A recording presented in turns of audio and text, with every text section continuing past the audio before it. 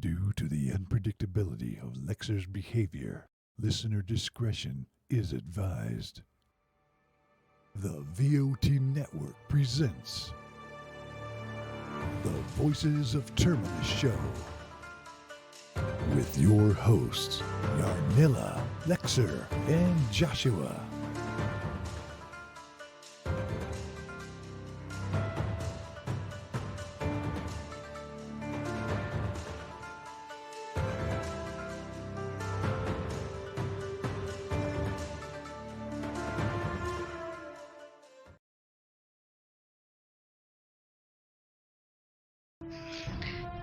Unless they change it. I tried to wait for Shy to finish her quick little discussion off air with us. But hello, welcome to the Voice of Terminus show. We've got Josh with us today. Hello, Josh. Hello. And Lexer's off sick. All the best to you, mate. Hope you feel better. And helping out with our awesomeness, we have Shy with us, who's going to be taking on a double role today. She's going to be looking after chat. We don't have our bot running in the background, so Shy will be keeping an eye on chat as best she can. Hello, Shy. Hello! So you finally get to say more than 2 words, eh? Oh, I can say a lot more than 2 words. And now you can. Well, if there was somebody No, here watch, I'm not today, gonna you'd say be right able now. to. You'd be able to earn your vote. Yes, exactly. Yeah. It was one of those. It was one of those shows. So today's discussion is going to be kind of like a generalized discussion. We did set the topic, talking about community and content creators. That's something we definitely will be touching on. But we'll be touching on all kinds of things. We'll be touching on the newsletter at some point as well. But kind of kick it off, I want to bring in this whole community and content creators and why everybody's important. Because there was a post put out on Reddit from Skeleton Jack, and it sparked some interesting notations from people within the community. Who are your favorite content creators? Why? Who do you secretly despise? It made for a very good insight into the whole aspect of content creators with the relation to the community. I've linked you guys the link to it as well.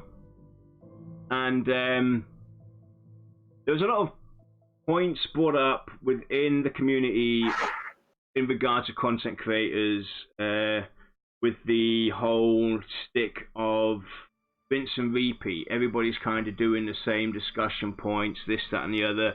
And there are notably a lot of reasons why this is happening. Obviously, first and foremost, the information we have as content creators trying to help support the game, spread the word, is very limited. There's no real information out there. Exactly. So everybody's basically talking about everything everybody else already talked about. I mean, we set the every little minuscule bit of information that is let loose, everybody jumps on. Exactly. We've been doing this for a very long time. We've come up to our 4th year, the 165th official show that we've done. So we know all too well, and so do the other content creators. But there is significant reasoning as to why this is very good that it's happening. Because this is something that the community needs to try and understand, and which most of you guys probably do. This goes for the forums as well. The forum posts and all the discussions on fan sites, etc., that happen time and again. Or even with Pantheon crafters with their crafting discussions, even though there's been hardly any information apart from the latest DRT with Corey the Fever last month, talking explicitly about crafting and harvesting. It's important that these things do happen, because one thing people seem to forget is just because we have a bunch of content creators out there, be it the Voice of Terminus, Pantheon Plus, the Nathan Napalm channel, Basgrim, Standing in Fire, Battle Axe Theatre, Chris Kane with his laws, obviously very unique, but still part of this. The important thing to note is not everybody follows all these communities. We have our own following, our own people that are stuck with us or stick to us and, you know, watch us first and foremost, and the same goes for everybody else. And that makes, you know, it very vital that we as content creators do what we do, because this helps VR identify common ground within these content creators and their people watching and following them, because you'll always find doubts, dislikes, likes, things that people, you know, enjoy or want to see happen or don't want to see happen. You'll see the common ground there, and that helps VR actually identify issues, things to look at, things to look for when they're designing their game going forward, especially in this early stage of pre-alpha, with the game not being quite where it is. It helps them actually identify these things early on, so that when they, you know, go into alpha, go into beta, and into the release, the game is at the point where the majority of the community, amongst the community content creators and their people and the community itself, the common ground's going to be set. Yeah. They're not going to walk into a, you know, a Hail Mary and have uproar because, you know, this group of people don't like this group of people like this group of people don't like this, and so forth and so on. So it is important. I know it's not what everybody wants to see happen, but at the end of the day, everybody's hands are tied down. There's not much we can do. You know, we want to help, you know, spread the word for the game. We want to help put the word out. We want to talk about a lot of stuff, but you know, the content creators, our hands are tied most of the time. You know, there's not a lot we can do. So it does bog down to having discussions within these respective content creator communities that have been talked about by, you know, the other 3, the other 4, the other 5 content creators that are out there. And the great thing is as well, what I find very unique with us is us coming together as content creators regularly with our, you know, community matter shows or, you know, having guests on from other content creators. It actually helps. You know, this is very unique and a very important thing to note is that, you know, we're all working together. Everybody has their communities. Everybody has their viewpoints, their ideas. The same goes with the forums. You know, the endless discussions on the forums about the same topic over and over again. I remember back in the day when we looked at forum discussions to kind of help kickstart our show, looking at, you know, hot topics and everything. If we never looked there, we would never have found that lore-keeping discussion. You know, and it's those little things that are very important to the game's development and the success of the game and the success of the community, because even though things have been talked about again and again and again, there might be that one post on the forums that says it all, that has an idea that is really good for the, you know, and in favor of the entire community. And not everybody watches the Voice of or reads the forums regularly. So, you know, talking about these things is a vital process and only helps VR in the long run. It helps Kilson a hell of a lot, because he'll just have to go and watch these shows and, you know, put up an Excel table, write down what he's looking for, you know, on these shows, and see what people like, dislike within these communities, and find the common ground and go, hey VR, hey team, this is what, you know, I've been able to research. People do not want to see this happen, or people want to see that happen. It helps him as well. It helps his job identify key components that are vital to the game's production. What do you think, Josh? Yeah, you gave quite a meaty answer there already. But yeah, I do think it's very important that all these content creators are out there promoting the game. It just goes to show the passion that everybody has for VR and Pantheon, and that MMOs, we hope, will reignite and grow from this. There's a lot of passion by the people, and that is what drives the community forward at the end of the day. And also, I think because we all know that VR and Pantheon, their timeline is fairly lengthy before we get some sort of a release. Content creators are going to fall away. Content creators are going to pick up. And it's up to us to make sure that making sure that the news by us content creators reaches everybody in the market. Yeah. So yeah, I think that's important. What about you, Shai? What about it? Anything to add? No. No? Yes, I mean, it's it's one of those things as well. It's definitely not easy. It's not easy. Yeah. We can speak all too well about this. We're 165 shows in, and oh my god, have we had situations where it's been like, what the hell are we gonna do? And knocking on wood, and at the end of the day, a bit of a, it's one of those situations where you hate it but you love it at the end of the day. As you guys all well know, I've had issues with my system, with my internet over the years and everything, and with us having these breaks forced on us, it's been a lifesaver. We've run into situations where we've talked about everything that we possibly can, and again, going back on my word right now, but like I said, it's important to talk about topics again and again and again. But we ourselves, we don't want to do that. We're trying to be different. But there are going to be topics, and we've done this already. We've rehashed things.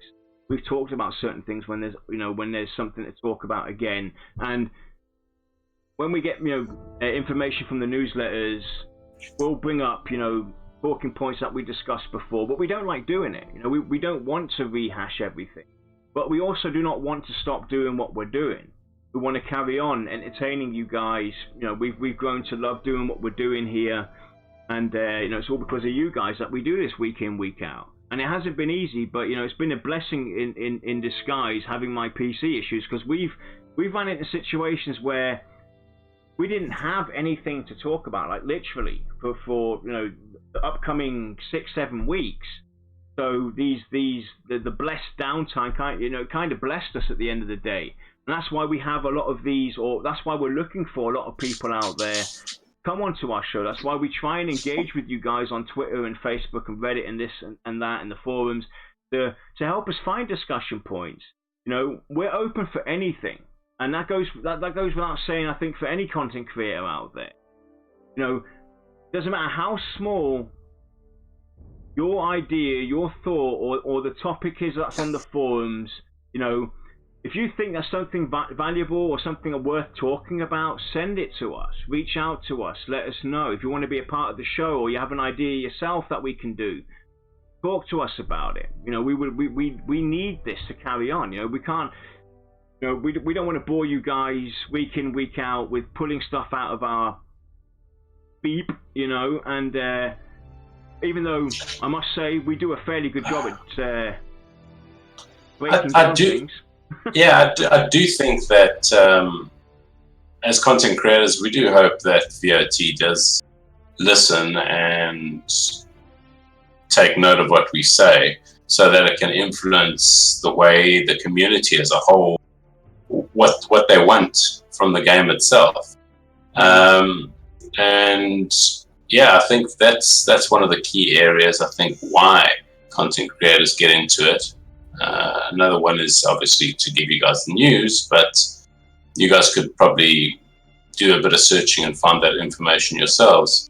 But yeah, it's something that I think we just want to influence. We just want to make sure that VR is pushing ideas, and they can go, hey, that's pretty cool. We didn't think about that, or this what content creator has that, and they can just work on that. So it's because that's the other thing as well. It's always you're always one foot in the grave as a content creator, because the thing is, we looked at this, and yeah, we could have cut down the shows that we do. Go from a show a week to a show every 2 weeks. But then, as it is, human beings, human nature, the rumors start. The VOT is done. oh look, they're only doing 2 shows a month, they're giving up. You know, the rumors start spreading. So, you know, it's one of those things where it doesn't matter what you do, you know, there's always going to be something happening, and that's why, you know, we do rely on you guys, and we do want to have you, you know, speak to us and reach out to us and throw ideas in our faces. Tell us what we can do better, what we can do differently. Yes, we know about the sound issues. We know, and we do apologize that we have these issues. But, you know, there are times where, you know, things can't be influenced. You know, Josh's headset's microphone doesn't work. He's going through his camera. That's why he sounds the way he does sometimes. My PC's basically hanging on a string.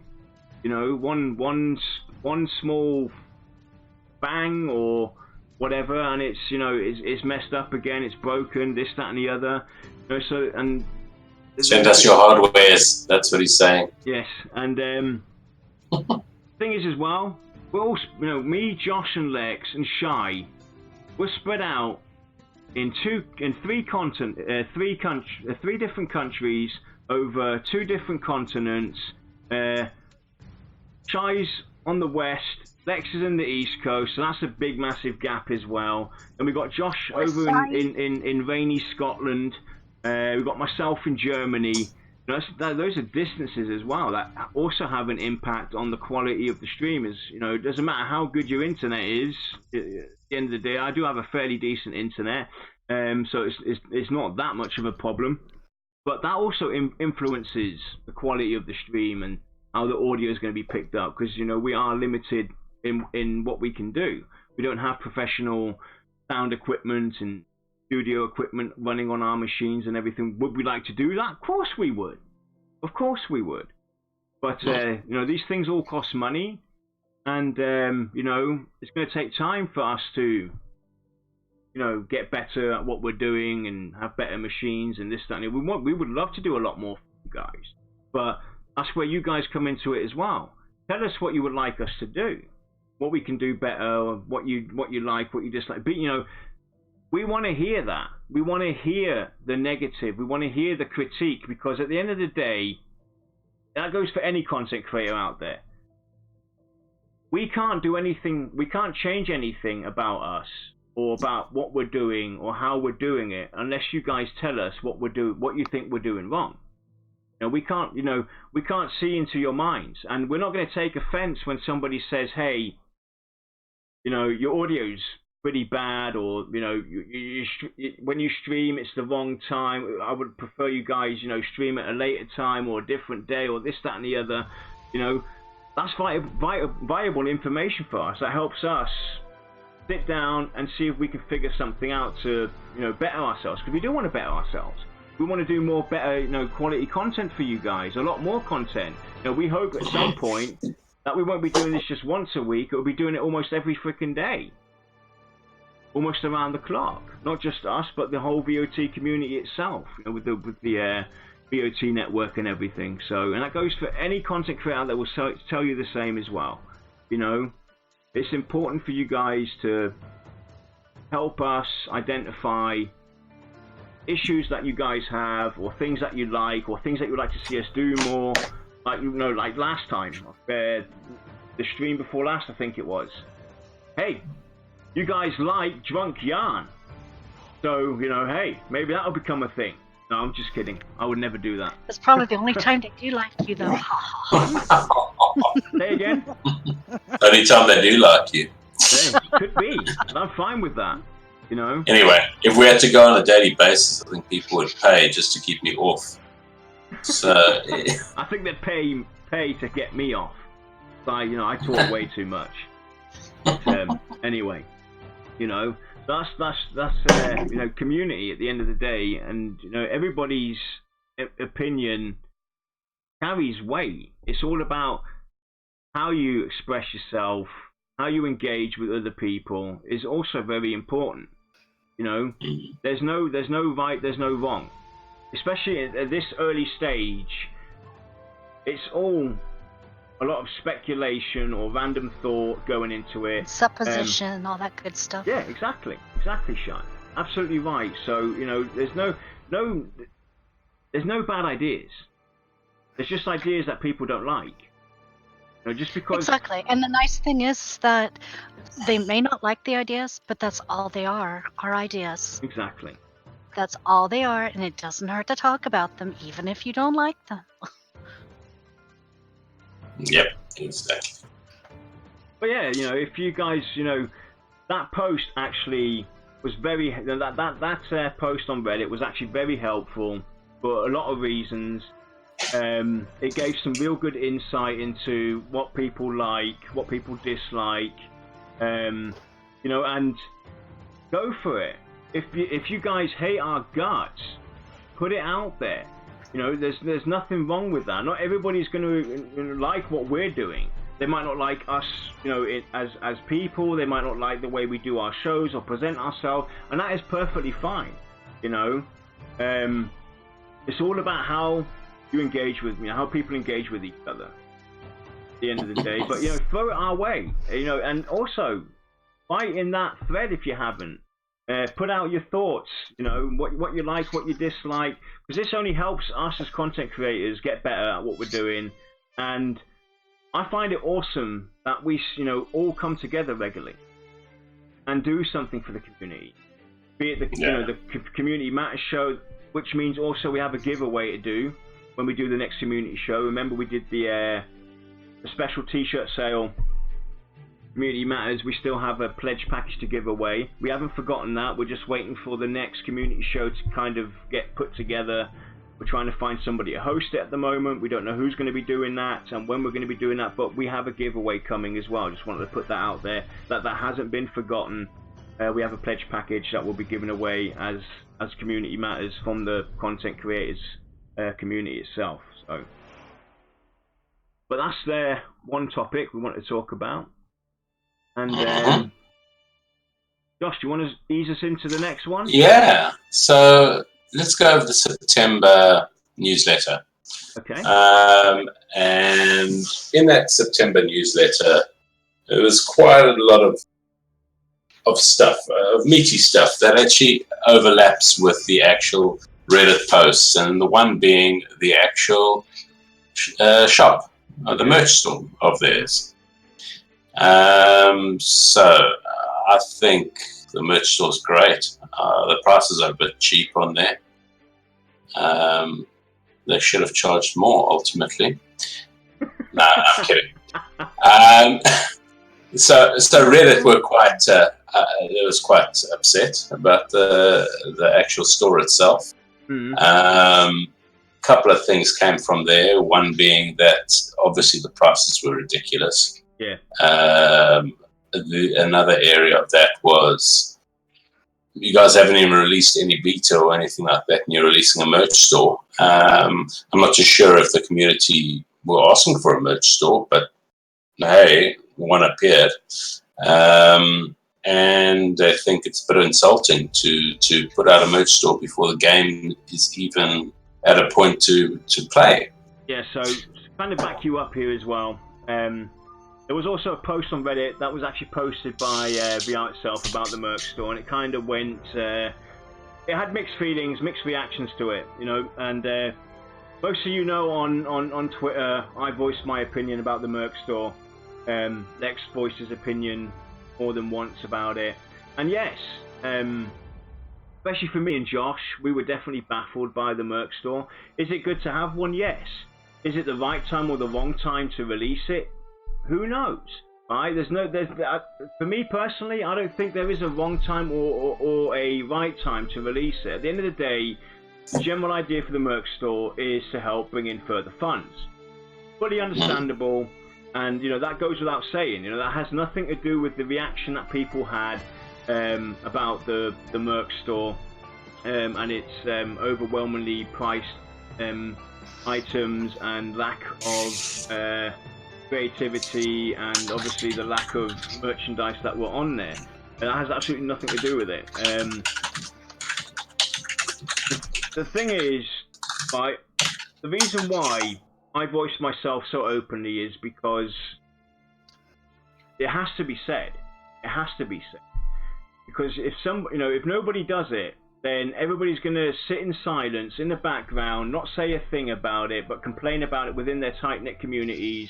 There's not a lot of people are willing to, you know, out themselves and say something negative towards a company that they're following or in support of and everything, because they think, you know, if they do that, then they're going to get shunned or they're going to get, you know, branded a certain way. It's the same with White Knights, right? People that get called White Knights and everything, it's one of those things. People get branded, and White Knight, good or bad, I'm not here to say that or anything like that. But you know, somebody has to step up, and you know, I decided to voice myself. You know, it's definitely shocking for us in Europe. Yeah, in no way in my right mind can I justify those prices. $30 for a mug, especially when they use a third-party site that hosts hundreds, thousands of other companies, individuals, streamers on there that have their sites on there as well.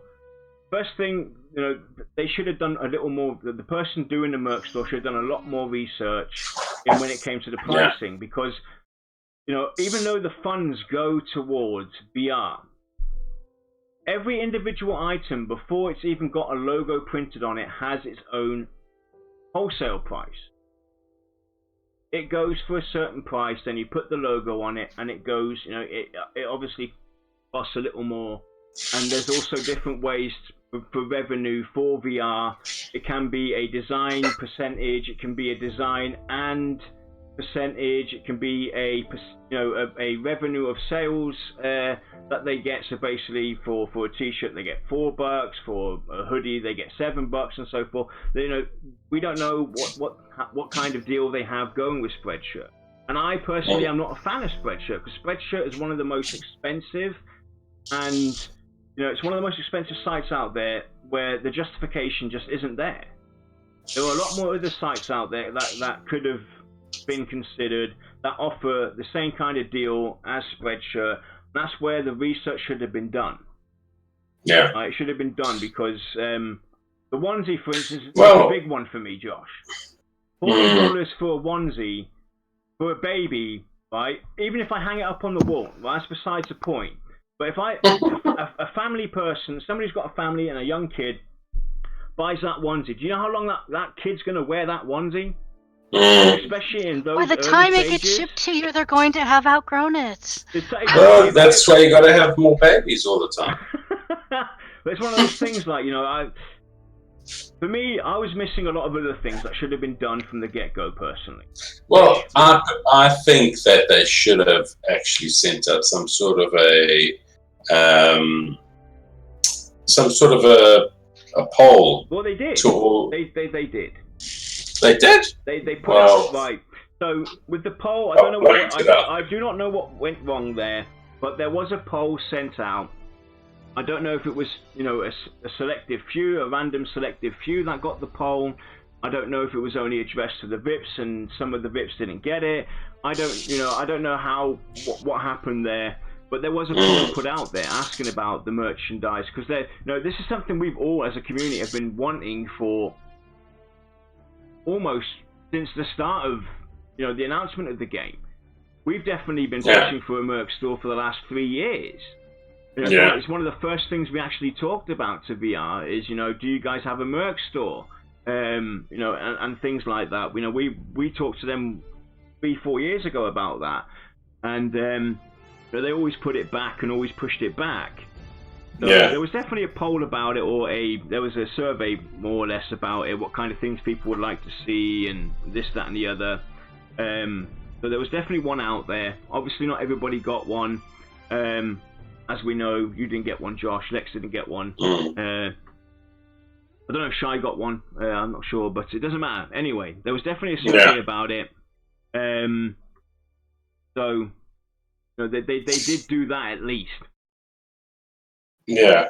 I just think that it would have just been easier, or make a lot more sense to actually have a selected supplier in Europe itself for just the European customers, and somebody handling the store, because ultimately VR can actually just send over all their pictures and whatever format they need to the guy to do the printing or the people to do the printing, and they can take a percentage of the profits based on that, on the agreement that they have with them.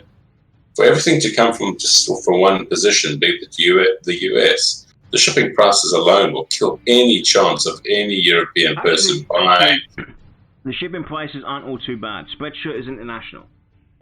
Especially recently now, for instance, in Germany, Spreadshirt just recently opened up, I think last month, when they finally settled in Europe, in Germany. But the shipping prices aren't all that bad, right? That's the one thing I will give Spreadshirt credit to. $6 to $8 shipping, me being in Germany, is what I would have to pay for the item to get shipped. Is actually fairly reasonable. I can actually support that. That's definitely okay. But you know, the thing that they should have done is a lot more research, because it felt like it was rushed somehow. And they could have done a lot more research. Your camera was kind of messed up, but that's besides the point. They could have done a lot more research and had a look at alternatives.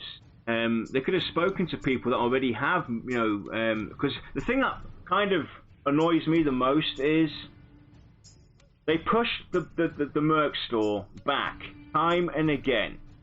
Now, I personally was expecting a lot more to happen, right?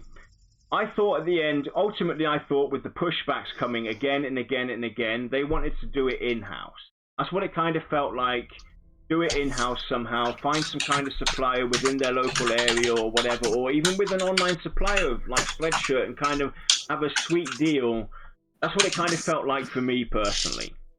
Yeah. Then to go with a third-party site with those prices, where ultimately it does take you literally 15 minutes and your shop's up and running. You put your products in there. They should have had the class icon t-shirts in there, the race icon t-shirts in there. Those are the kind of things I would have launched from the get-go, be it t-shirts, hoodies, base caps, you name it, mouse pads. And also, I also thought about that. I also thought about the race and the class, why they didn't actually launch something like that as well. I just think maybe they feel things might change going forward in certain of those races and classes. Exactly, that could also be another reason why they haven't done it yet. But the class ones I can understand, but the race ones look kind of, the symbols that they put out there seem pretty polished, and I think those will be the ones that we'll definitely end up identifying by. But it's one of those things. They could have still released the class symbols now, or the classes and the races now. Even if they do change the look and feel of what these classes and races themselves are going to look like, you can have like a vintage shirt. You have like an original concept shirt or something like that. That's going to be a unicat, is what we say. It's going to be a unique piece. It's going to be a unique item to have. One of those, you've got the old class shirt or the old race shirt. So, and there's nothing wrong with that, But they should have done a lot more research, and the prices, they're kind of limited what their audience is going to be for that. I want to throw money at them. I'm sure you would love to throw money at them. Yeah. But people with families are going to think twice about doing it. People that are I think. Yeah. Sorry. Continue. I was going to say, people that are currently looking for work, unemployed and everything, are going to have a tough time justifying that. And ultimately, at the end of the day, I joked about this within closed circles, but I'll joke with it now with you guys out there. And this is no pun or no dig at VR, but the current shop is definitely something that's going to end relationships. If I ordered something on that shop, be it a mug and a t-shirt and a polo shirt or whatever, my wife would beat me silly, because I would have no way to justify spending $120 on 3 items that ultimately cost a third of that normally. Let me put it that way. It's definitely gonna. It's one of those things where I find it pretty funny. It's kind of, I kind of took a joke about it. It's definitely one of those things where marriages could end up dying. That's how I put it. I think one of the things that they actually should have had in the merch store, which I don't understand why people don't have it, is with 3D printing being a thing. Why don't you have the option to choose your character and have it 3D printed and create some sort of a model for it to be shipped to you? Obviously, you know, you've got to look at it this way, Josh. Sorry, Shy. With them going with a third party, they only have a limited access onto items. It's like, for instance, people wanted posters. I've seen a lot of upcry for people wanting the posters that they had. They can't do that with Spreadshirt. Spreadshirt does not offer poster printing. 3D printing as well is another thing. Not a lot of companies offer that. And then there's another issue that has to be looked at first, is the whole IP rights and everything of printing a 3D model. Even if you do pay for it, there's a lot of legal terms and illegal things to be looked at when doing this. So it's all the intellectual property is owned by VR. Yeah, but let's say right. Let's say, for instance, now you print your character. You start playing the game for some reason, whatever. It doesn't matter, whatever reason. And now you put up your 3D printed model in eBay or some auction house and sell it. That's where the intellectual property violations and issues come into play, because it's technically not your property. You have no right to, sell it, this, that, and the other. There's a big debate going on currently with Steam, for instance, with digital media in Europe. The French courts want to allow for. Well, it technically is. It's not. One's digital, one is actual physical. Yes, but still, it's under IP. It's still under IP, protection at the end of the day, Job. But you purchased it. The digital side of things. But also, guys, remember, this is the first version of the merch store. Exactly. It's the very first merch. Let me try this again. It's the first version of the merch store, and they're going to be coming out with version 2.0, 3.0, 4.0. So it may come up in the future. Exactly. Good. Yeah, exactly. I think they just did like the bare minimum, which I'm still not happy about. But yeah, I mean, they did come out after the whole debacle and uproar, because we can't deny it. There was quite an uproar about the merch store, how it launched, and they came out and addressed it, and took all of our concerns to heart and everything. So you'll definitely see upgrades and changes to the merch store over time. They might end up having something completely different in a year's time or whatever. So at the end of the day, was it a successful launch? No, but it's not the end of the world for them. So we just have to wait it out. But yeah. So anything else, Josh? Okay. So when we move forward from the merch store, let's just go back.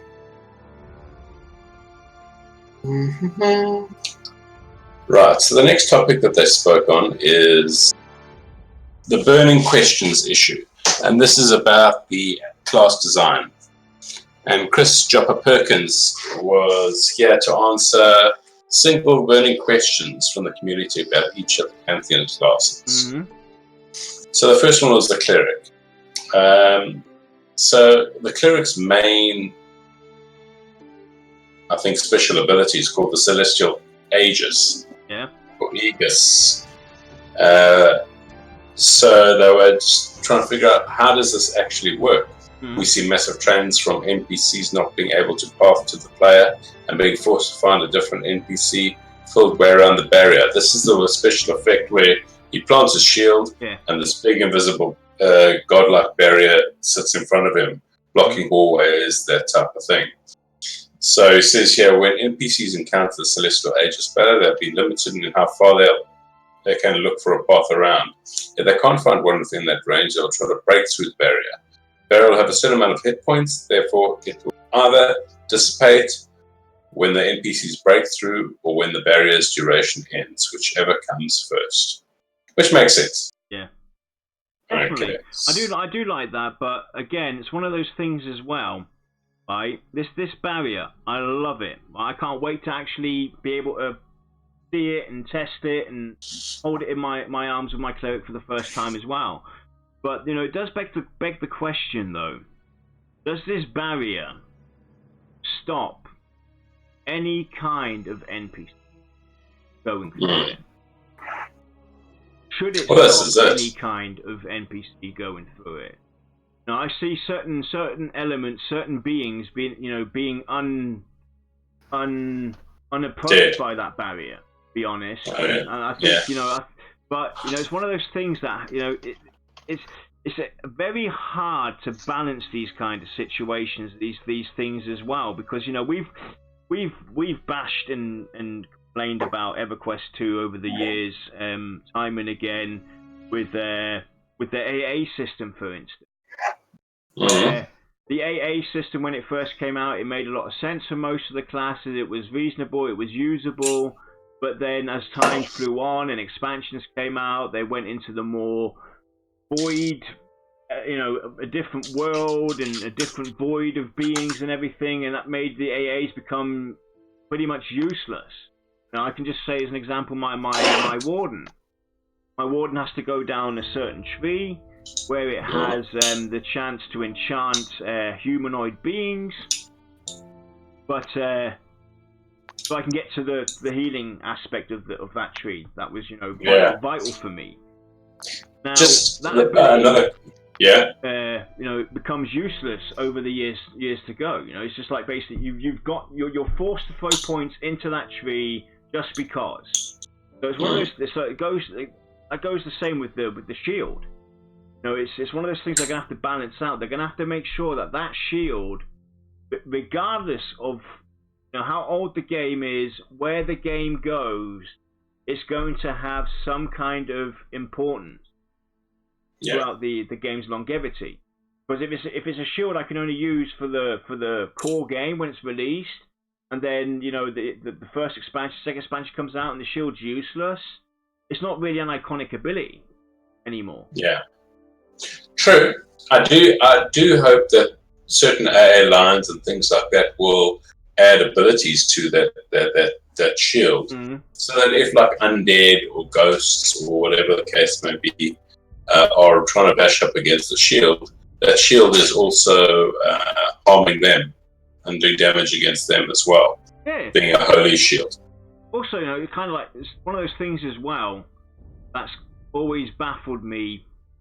And I know I understand why they do it, or why they did it. But in today's age, technology that we have, the way games are being designed, one of the things that's always bugged the hell out of me, and it's definitely it's another very touchy subject, is if a mob is resistant to a certain element, be it fire, be it ice, be it arcane damage, be it poison damage, and your class happens to be built around one of those certain spells.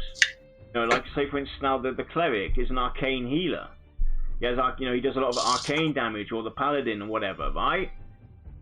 When I attack a mob that's arcane resistant, then technically I shouldn't really be doing, or hardly be doing, any damage towards that mob, because he's resistant to that, or he's an arcane being himself. It would only enrage him more, give him more power. No, that goes with looking at the shield. The shield's going to be built of a certain substance. It's going to have a certain element to it and everything.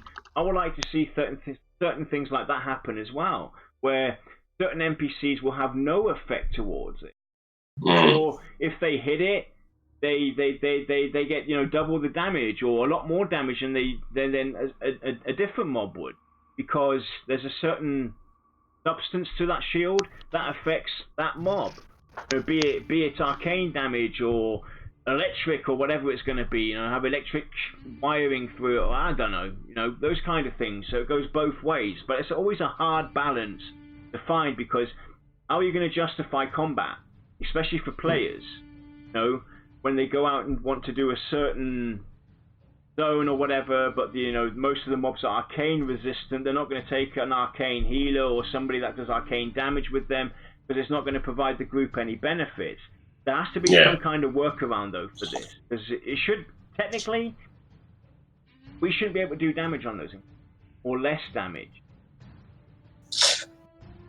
Yeah, I just think there's more questions than answers when it comes to the shield so far. And I think it'll all come to light when the testing of it gets done. Well, it's actually good that there's more questions to it than answers, especially at this point in time.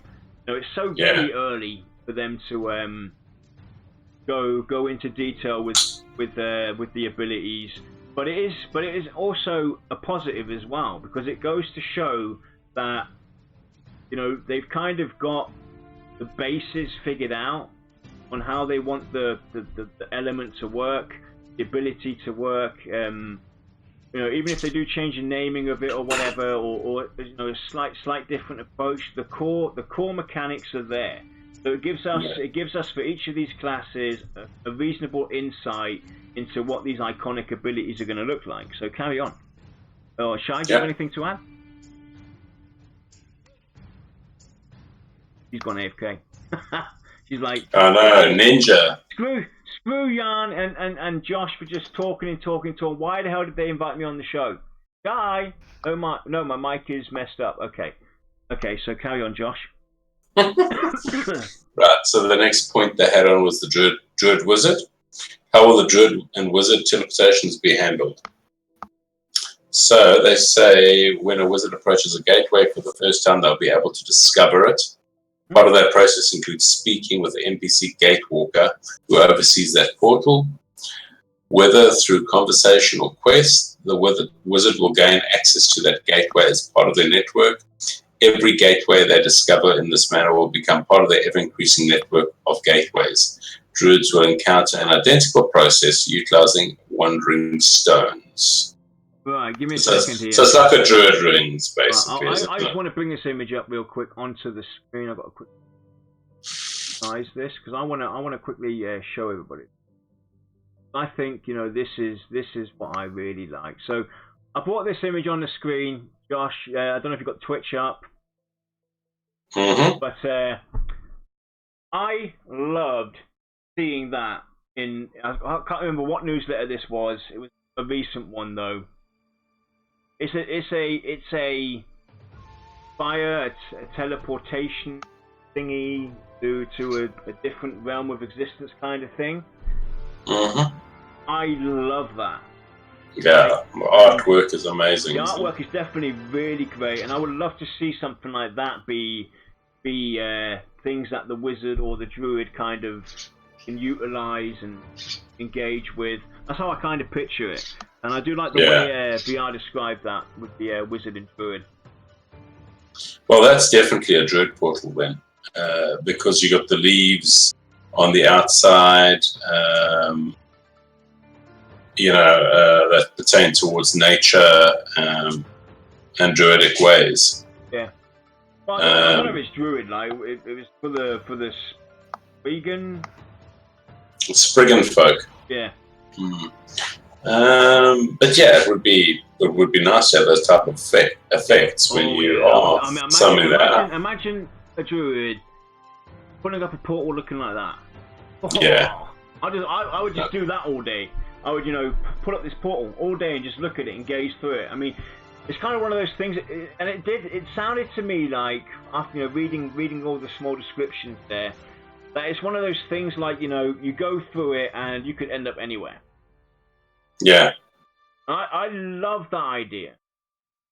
Like it's like one of those, do we risk it or not? Yeah. Where are we going to end up? And it kind of sounded like as well that could also have an impact on different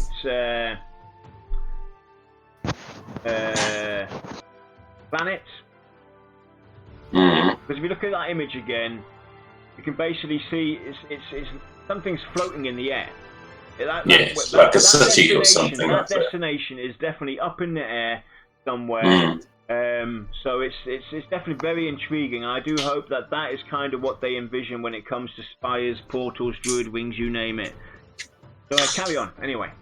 Yeah, so the one thing about it I think is very interesting is that at high levels, the druid and the wizard will be able to take whole groups through the portal, which is great.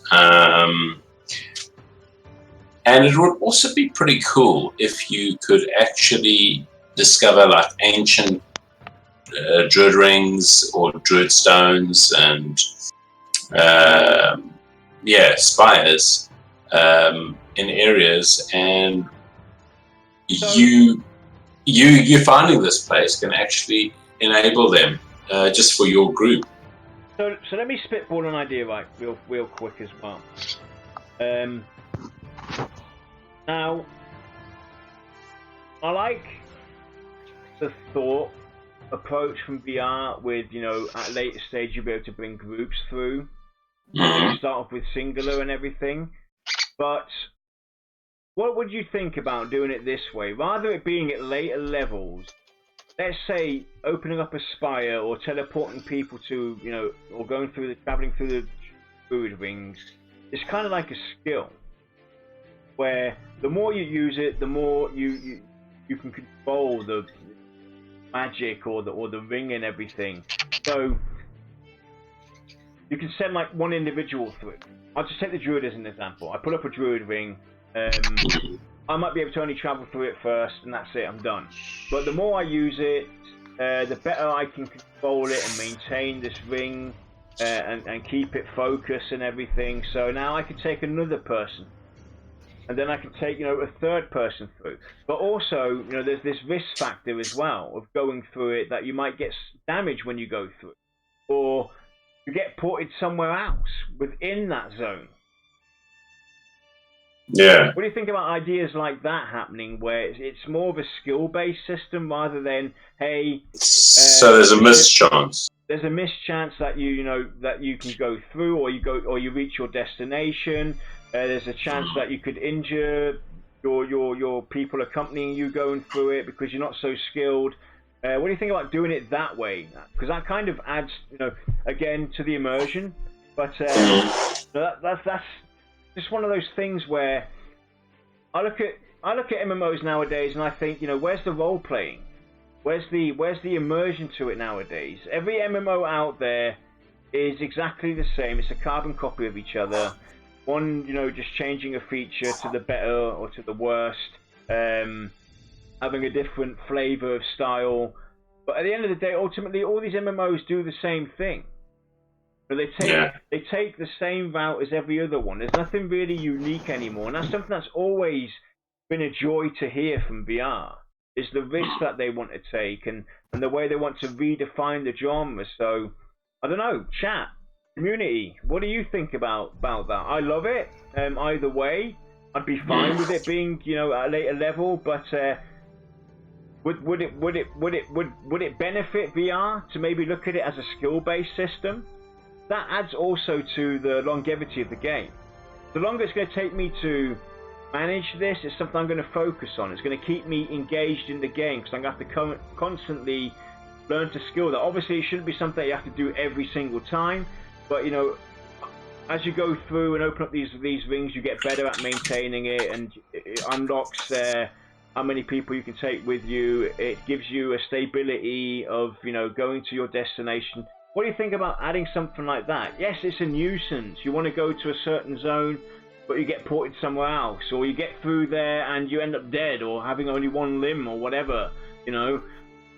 Just as an extreme. But I think that adds to the risk versus reward and the fun of it as well, personally. It does. I just think it'll get tired after a while. When you are trying to get to some sort of a raid zone and you've been playing for 3 hours or whatever. Yeah. I hear your point, and it is interesting. It is fun. We're all screaming for a challenging game, right? And we all have life to deal with. We all have autobahns, motorways to deal with. And sometimes you're stuck in traffic for 2-3 hours. There's nothing you can do about it. You want to get home fast. we're looking for a game that is challenging, that brings us to our limits again, that draws us in, keeps us engaged for a longer period of time. It can be tedious, but it's one of those things where I kind of ask myself, well, what are you looking for? Do you want this game to be easy and kind of hand holding and cookie cutter and this and that? Yes, I know at the end of the day it's meant to be a game, it's meant to be fun, but there should be certain things as well that we have to do, period. Sure, and I hear you.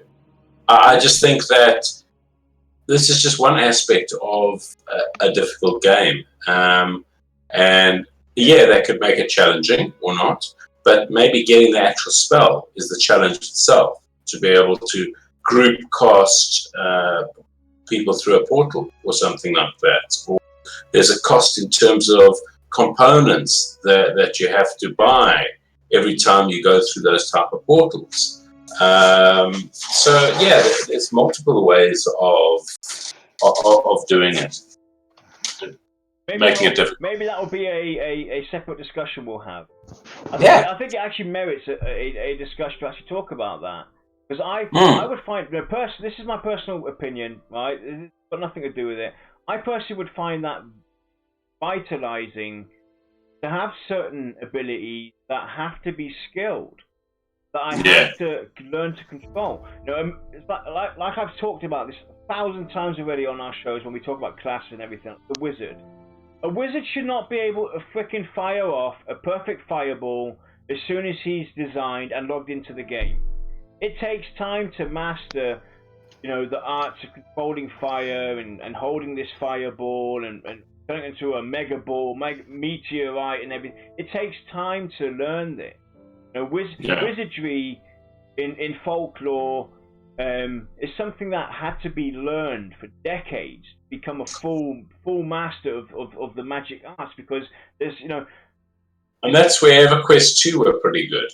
You would start off with apprentice and then go to adept and then to master or master 2 or whatever the case may be. You would have to go through read various books in order to upgrade your spells. So if the casting of that fireball initially might be a little wisp of fire coming out your hand, but when you get through that, the master one, the things like a huge raging ball of fire.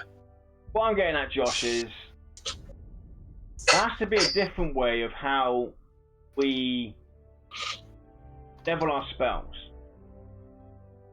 Then rather than just going to a trainer and clicking on the next advanced ability, apprentice 1 to apprentice 2 to apprentice 3 to whatever the next one was, journeyman, blah blah blah blah blah. There has to be some kind of... I'm not saying go to a trainer and do that. I'm just saying you might have to seek out. Go out and find it or something like that. Yeah. I mean, this doesn't have... the way I would do it, the way I think it would work perfectly is to kind of have a mix and match. Not every ability is upgraded by speaking to some magic freaking magician out there that's ancient in the world, or it's you can obtain some spells might be obtained by a book drop or something like that, or from an encounter. Some might be skill based. I think that would be really refreshing to have the ability mixed on how you handle them and how you upgrade them and maintain and build your skill, your knowledge within those arts and crafts. Like with let's say the warrior. The warrior, the master of all weaponry. Just because he's a master of all weaponry doesn't mean he knows how to swing a two-handed sword perfectly. Yeah. From the get-go. There should be some trial and error and different mechanics to kind of spice it up on how you learn, because that keeps you engaged and kind of adds flavor and color to the whole approach of your identity as your class, your race and everything, by giving us a variety of ways to go about it. Yeah, 100%. And what would you think of your intelligence being tied into the level of spells that you can actually cast? So you might need a minimum amount of intelligence Away to. here, we apologise, but that's VOT. Carry on, Josh. Just a disclaimer. Yep. So, Senna, your intelligence was tied into the spells you could cast. So you might be able to, might have a way to cast a massive fireball, but because your intelligence isn't high enough, you can't really cast that one yet. So there's limitations in terms of your primary abilities. Yeah. And that could even go for any class, really. You know, be the melee class. Strength. You know, some of the classes as well, because intelligence normally affects spellcasters. At least in the modern MMOs out there, it affects spellcasters. But no, that could also affect the melee people. Wow, on how many weapons they can carry along with them. Mm. True. Yeah, yeah. I can see that being something of interest. It would definitely add to variety.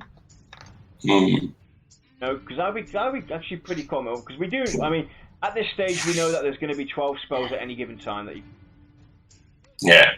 We do know that, but there's nothing wrong with exploring the idea, even if it isn't for Pantheon Rise of the Fallen, or whatever, or even at a later point. That might be an interesting way to go about it, where you can expand the use of spells, because that's one thing. A lot of people might, a lot of people will definitely not agree with me, but that's what I loved about EverQuest 2. I mean, you can ask Josh and Shai, right? My spell bar, I had all 12 bars that were available to us, full with all my spells, be it the healing spells, the damage spells, the group buffs, my buffs, macros, you name it. I utilised them all. I had them full out. And obviously there were some spells that you don't use or didn't use that often or were pointless to use. But for the most part, the spells that I had at my disposal for my character, and for a lot of people out there as well, who, Josh, you can verify this, Shy, as well. For the most part, the spells that we had, that we were given for our classes, were all in use to the most part of it. And that's what I loved about. That's why I had like 10 spell bars. Yeah. And that's what I loved about EverQuest 2. The spells all made sense. They all had their usability. There's nothing worse than having, 50 spells at your disposal, but at the end of the day, you're only going to really use 12 at any given point. That's why, for VR, for Pantheon, I kind of hope that with us having a limited amount of spells that we use at our disposal, they're going to have a very smart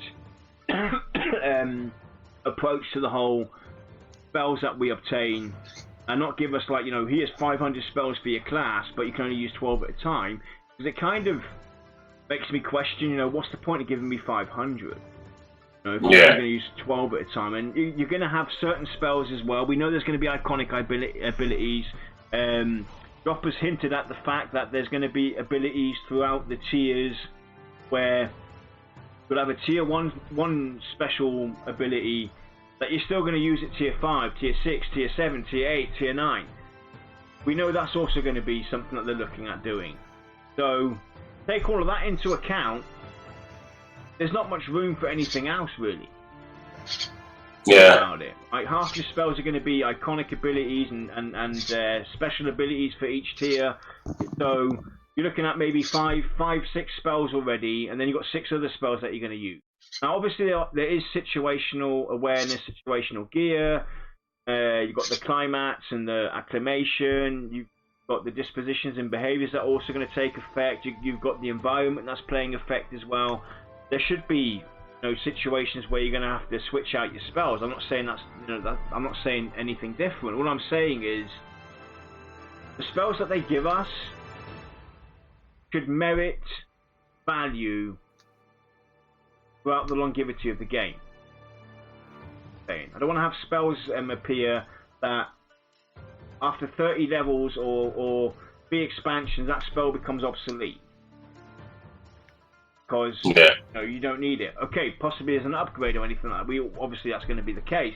But spells should not become obsolete. That's what I'm getting at. So, Charlie, anything to add? Nope, you pretty much covered it. Josh? Yeah, that's pretty much it. Anything else? Oh, there's plenty of else, but how much time do we have? We've got about another 20 minutes or so. Okay. Right, so the warrior. Warriors seem very dependent on shields. Will shields be exciting and worth using in Pantheon? Absolutely. For one, shields will make up a significant portion of the warrior's armor class. Not only because shields will innately have the very high armor class as part of their item identity, but because warriors will be able to synergize and capitalize on the aspect of shields to great effect. Secondly, and more importantly, warriors will gain access to powerful and dynamic shield-specific combat abilities that are offensive in nature, not just offensive. Okay, so that's good. Woohoo! Shields Coming to Pantheon near you. Yes! We're not going to be shielding, are we? Hey, it's a compromise. I'm happy, VR. You're giving me offensive shields that do damage. I love it. I just hope that the shields are visually appealing in terms of offensiveness, such as spikes coming out of them, that type of thing. I want to see like a Xena Warrior Princess shield where she throws it and then it comes back to you. And I hope that they take into consideration as well what type of shield it is and what type of mob you're going to get. If you've got like a wooden shield that does an offensive damage and you hit a rock giant, for instance, I'm sorry, your shield should smash to pieces. It should have no effect on the encounter, making you think about, what gear, again, the situational awareness, situational gear coming into effect as well. I hope that's something that they do consider, because that's something that's always been a lackluster in MMOs. The consideration, the impact, the gear, the items that we have are going to have on the world, the environment, the encounters itself. Yeah, I agree. I think it'd just be very cool. I mean, I think what I love is having all various different shield designs that you can think of in the game. So it just adds a lot of variety to choice. And obviously the hardness of the shields. Now, if shields had some sort of a hardness factor that took X amount of damage before they broke, that'll even add even more fun to the game. So let me ask you a question then, and this goes for you in chat as well, guys, and ladies. What do you think about that, John? I actually like that idea. Shields having a hardness to them. Do you think that should be a thing, Josh? Do you think shields should have a wear and tear? Because if you look at shields in general, in real life and everything, and you watch all these movies where back in the days where they used shields, they did have a durability. At some point, they were so mashed up that they broke in half, or the strap ripped off of the arm of the guy, and the shield just flew away. Because it got beat down again and again and again. So it does kind of make sense where shields only have a limited lifespan depending on what they're engaging, how much damage they're taking, how often the hits are successful from the encounters. It does kind of make sense, and I think I would find that appealing. Yeah, personally. I think so. Yeah, I think I'd love that actually. What about you, Shai? Sounds good. Because it kind of adds to that to the risks as well. Because really, I don't want it to be easy street. I mean, if you do something, you should have some kind of risk versus reward. Yeah, and it's one of those things as well where you never know what's going to happen when you're out in the wilderness with your group of friends, running through the zone, killing mobs or going to run a dungeon, you're beating around the, you're beating your tanks, taking it left, right, and center. He's getting smacked all over the place, and all of a sudden, the shield breaks, and now it's like, oh my god, we now have a complete different situation. We need to freaking focus on the tank, keep him up. He's got to, swing left, right, and whatnot with his sword, and try and fend it off. You've got other people CCing and everything. So, but I think that would be pretty intriguing, because it adds to that risk versus reward, like Shai just said, and it adds to the challenge as well, where the environment actually has an impact on you. Yeah, exactly. Interesting. Yeah, that's a good idea, actually. So that's something we'll have to take note of as well. Maybe do a show on the weapons itself or something like that. Yeah, I think so. Yeah, so anyway, let's go and back towards community.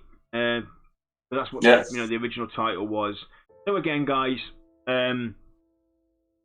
every point out there, be it something negative, positive, holds merit at the end of the day, and it does benefit VR the utmost when there's discussions happening, when there's content creators out there talking about all these various things and bringing ideas forward. Like I said, not everybody is following the VOT or watches the VOT or watches Pantheon Plus or Standing in Fire, but they all have their unique communities within them. And they have opinions, we have opinions, everybody has an opinion, but there's always going to be key elements that bring it all together, and that helps VR. The same with forum posts. That's why Kilson is so active in the forums, reading through all the junk that we throw at them, all the discussions we throw at them. It gets read. It literally does get read, because that helps them identify key situations. I mean, the perfect example of how it helps them is the Crusader. May he rest in peace, the idea. I loved it, personally. The Crusader became the Paladin because of the way the discussions went in the forums.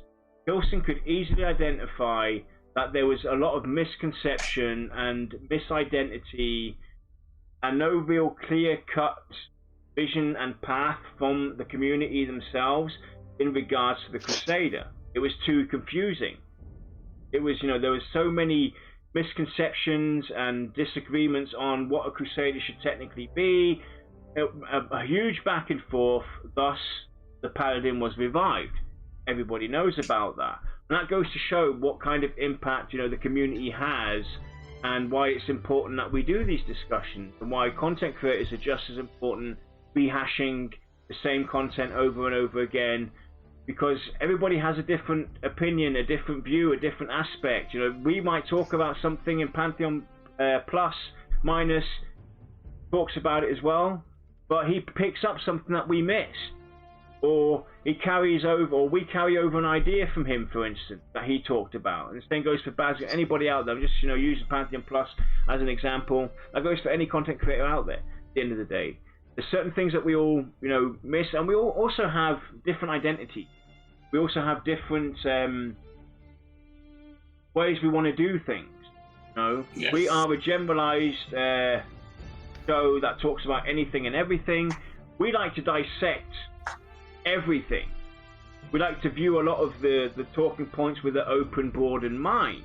We're not focused on how it was, how it is, how it should be. We're focused on the broader picture. We don't put any of our topics in catalogs. We don't catalog them. We don't say this is good, this is bad, blah blah blah. We look at it from a neutral view and see what we can do with it. That's why we love it when VR throws out information that we can basically expand on, like we did with the newsletter just now, talking about certain the shields maybe having a hardness to them that have like a durability that break at certain points, things like that happening. That wouldn't have happened if VR didn't put that information in there. or talking about the cleric shield having a limited impact on the encounters. Not every encounter should be affected by it. That's what we love doing. We love dissecting these things and breaking them apart. Yes, sometimes we do go to the extreme, and we talk a lot about the environment affecting us, immersion, and I personally talk a lot about the crafting aspect of things. That comes to the fact, you know, it's a role-playing game. A massively multiplayer online role-playing game. And I want the role-playing to be back in the forefront of what it's all about. You know, it's not just about beating things up. There's a lot more you can do in an MMO. And we see it time and again. There are people that literally do nothing more than crafting or harvesting or sitting around in a town next, you know, at the brokers or the auction house or whatever you want to call it, buying out, trying to, you know, take control of the market, become the richest person on the server. There's people out there doing the adventuring side of things, so and that's all role play at the end of the day. You know? Yeah. Let us play the game how we want to play it. You know, that's what it's ultimately for. So yeah. Anyway, thanks for joining us and putting up with us for an hour and 20 minutes almost, rambling on. But this goes without saying. We rambled on because we didn't really have, you know, we've talked about everything we can. We have. I say it again. Please help us out. Find things that you want us to talk about or you think we should talk about. It doesn't matter how small the discussion is or the topic at hand is that you've got, or how irrelevant or relevant it is to this point in time or to MMOs in general. Throw it our way. We're good at dissecting these topics. And you would be surprised how many shows we get from a tiny little idea somebody mentioned. Exactly. No. Hey, what do we say? We've got 2 shows now talking about weaponry out of this one. And talking about, what was the other one? I forgot. Yeah, it was the 2 shows and the teleportation. Teleportation, there we go. See? Yeah. We've got 2 shows out of this just by dissecting and, you know, just bouncing things up. So anything you have, throw it our way. If anybody in chat knows somebody that would be a great person to interview, throw it our way. You know, if you want to come onto the show and sit down with us or join in on a discussion with us, you know, we would love to provide you guys with a overview of what the shows are going to be. We will really, really try at some point to get back to that place where we give you at least a 8 weeks notice so you can see what the shows are going to be for the next month way in advance. So if you want to get involved in the discussion, join us on the show, you can reach out to us because we do really want to engage with you guys. And, you know, the community is the most important part of it. Us rambling on for 2 hours, any idiot can do that. Right, Josh? Yeah, we're all idiots, yeah. You know, so at the end of the day, thanks for putting up with us, and we'll see you all next week. Next week is a player Q&A with, I don't want to slaughter his name, I think it's, let me have a look, Budrick. We'll be sitting down with Budrick next week to talk Pantheon, and then I can already give you guys a schedule. Let's have a look. That'll be Saturday the 5th. 12th, I think, is also a player Q&A. I have to verify once more. But the 19th, we will be sitting down with the Dungeon Crawler Network. That'll be cool. A big organization. Small percentage of people following Pantheon. And we will be talking about Pantheon and discussing, you know, what makes Pantheon different, why Pantheon is the game to look at, keep an eye on, things like that. We will be going into a big discussion with those guys. It will be a dual stream. We'll have it on they'll be guests with us, but they'll be streaming on their channel as well. And we're really looking forward to that on the 19th. And yeah, have a great weekend, and we'll see you all next week. Cheers, guys. Take care. Have a great weekend.